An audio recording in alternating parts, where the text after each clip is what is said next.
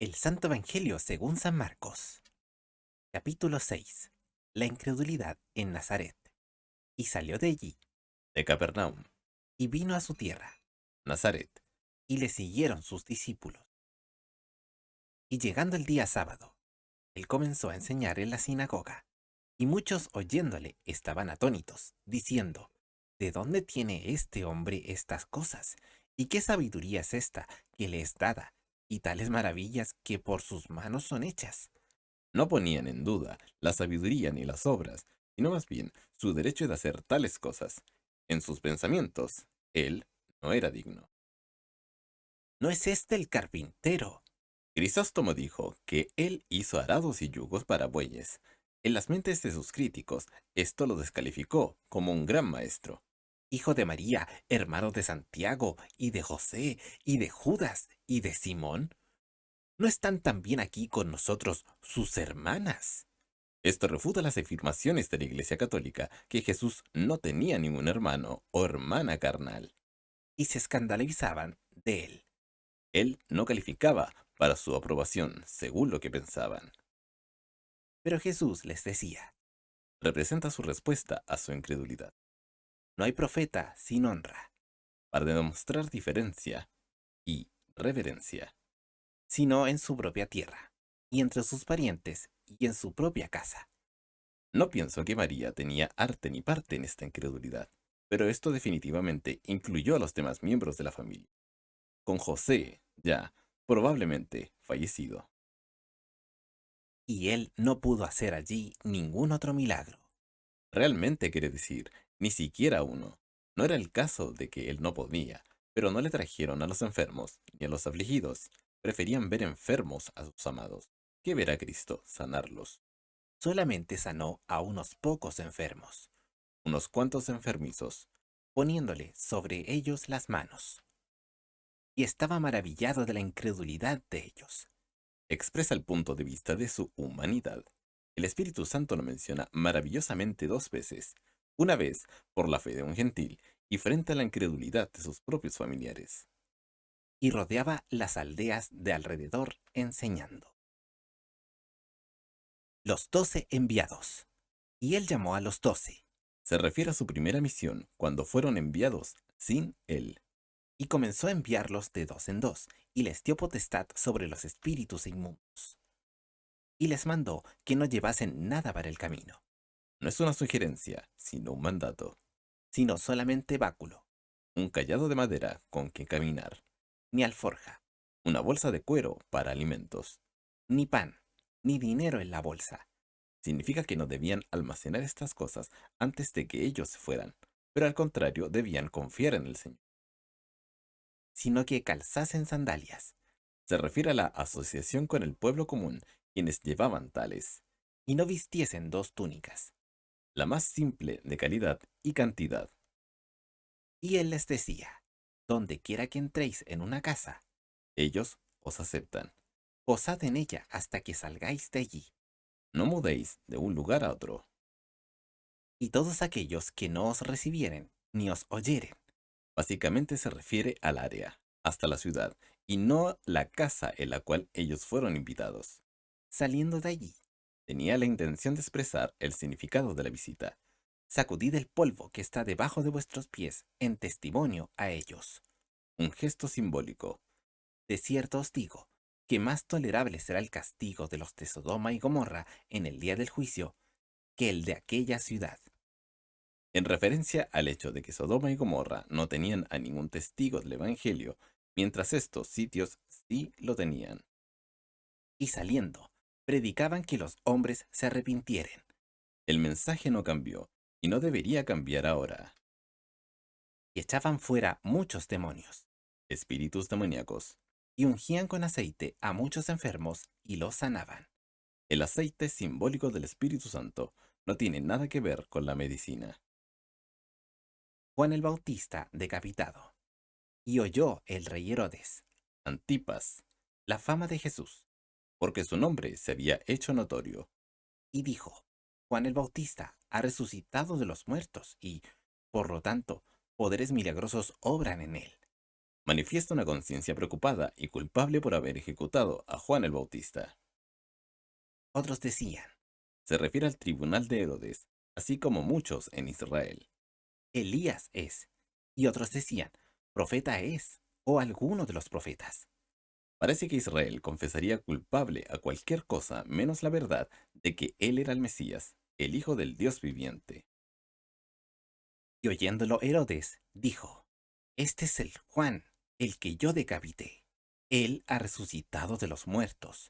Significa que él siguió diciéndolo repetidas veces en respuesta a la predicción de otros en cuanto a quién era Cristo. Porque el mismo Herodes había enviado y prendido a Juan, y la había aprisionado en la cárcel. El Espíritu Santo quiso asegurarse que nadie entendiera mal que fue Herodes quien había hecho esta cosa malvada. A causa de Herodías, mujer de Felipe, su hermano, Juan había estado en la prisión porque la esposa de Herodes, Herodías, lo había exigido. pues él Herodes la había tomado por mujer. Porque Juan decía a Herodes, no te es lícito tener la mujer de tu hermano. significa que él lo dijo más de una vez, tanto a Herodes como a la gente. Por lo tanto, Herodías le acechaba, Ella nunca soltó su furia contra el Bautista por haberse atrevido a denunciar sus relaciones privadas con Herodes y esperaba el tiempo de vengarse. y deseaba matarle, pero no podía, Significa que ella no careció de voluntad, sino la manera de hacerlo. Ella sí encontraría la manera de hacerlo. porque Herodes temía a Juan, sabiendo que era varón justo y santo, Significa que él estaba en un estado continuo de miedo con respecto al profeta. y le tenía respeto. Significa que vigilaba a Juan para guardarlo seguro de los malos complots de Herodías. Y oyéndole, hacía muchas cosas y le oía de buena gana. Él siguió volviendo a la celda de la prisión húmeda e insalubre, a hablar con el profeta. En otras palabras, el Espíritu Santo trataba con el alma de Herodes. Y venido un día oportuno, Se refiere a un tiempo conveniente para que Herodías matara a Juan el Bautista. en que Herodes, siendo su cumpleaños, daba una cena a sus príncipes y tribunos, y a los principales de Galilea. Herodías encontraría su momento para vengarse en esta reunión. Y entrando la hija de Herodías, y danzando, y agradando a Herodes y a los que estaban sentados con él, Ella se degradó a sí misma en un baile licencioso. el rey dijo a la muchacha, Pídeme lo que quisieres, y yo te lo daré. Ellos estaban probablemente ebrios o casi ebrios. Herodías activaría ahora su trampa. Y le juró a ella, Se puso a sí mismo bajo juramento. Todo lo que me pidieres te daré, hasta la mitad de mi reino. Él no quería perder prestigio delante de sus invitados. Y saliendo ella, dijo a su madre, Indica su conocimiento, a lo menos de una parte del plan de la venganza. ¿Qué pediré? Y ella dijo, la cabeza de Juan el Bautista. Entonces ella La hija de Herodías, entró prestamente inmediatamente, al rey presenta a ella inmediatamente exigiendo su demanda, para que el rey no tuviera la oportunidad de no cumplir su promesa. y pidió, diciendo, quiero que ahora mismo Inmediatamente, me des en un plato en una bandeja, la cabeza de Juan el Bautista. Y el rey se entristeció mucho, pero a causa del juramento y de los que estaban con él a la mesa, él mantendría las apariencias. no quiso desecharla. La vida del profeta más grande que jamás vivió se había reducido al valor de un baile lujurioso, al menos para estos hombres. Y luego el rey, enviando uno de la guardia, mandó que fuese traída su cabeza, el cual fue y le decapitó en la cárcel. La prisión realmente estaba conectada al palacio, donde la celebración estaba en progreso. Y trajo su cabeza en un plato, y la dio a la muchacha, y la muchacha la dio a su madre.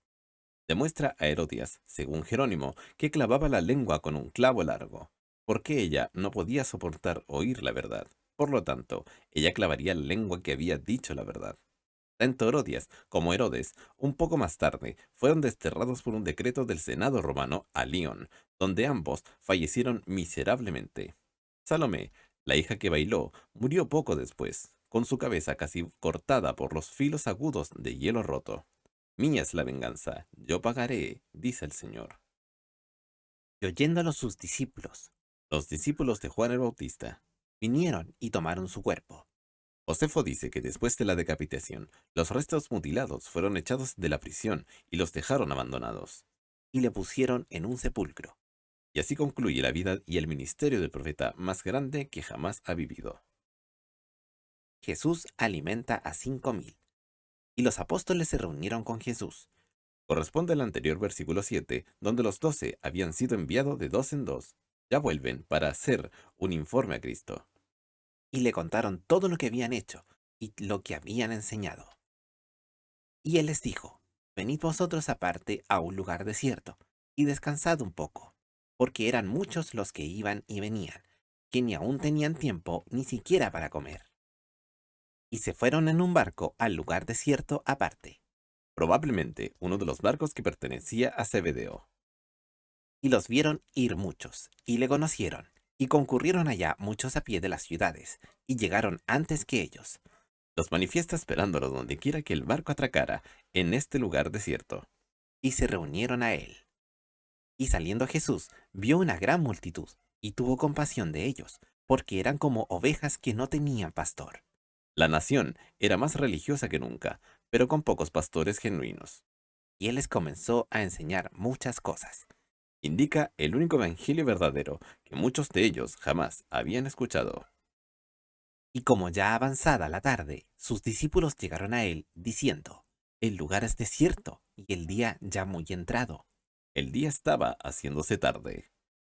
Envíalos para que vayan a los campos y aldeas de alrededor, y compren para sí pan, porque no tienen que comer. Y respondiendo él, les dijo, dadle de comer vosotros. Él se refería tanto en lo físico como en el sentido espiritual. Y le dijeron, que vayamos y compremos pan por 200 denarios y les demos de comer. Probablemente equivale a 7 u 8 mil dólares en la actualidad. Y él les dice, ¿cuántos panes tenéis? Pensaban en miles de panes. Id y vedlo. Y sabiéndolo, dieron 5 y 2 peces.